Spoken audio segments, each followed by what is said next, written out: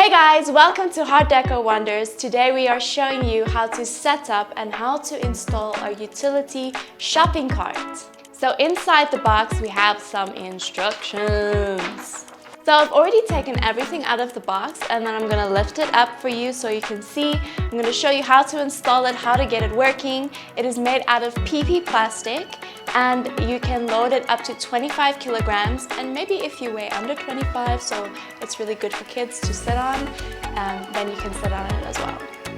So first things first, we have to unlock the sides.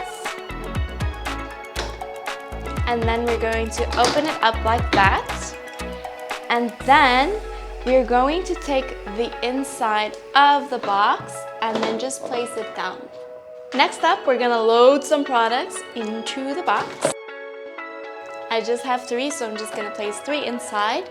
And then we're going to take the lid and then just secure it in between the handles over there.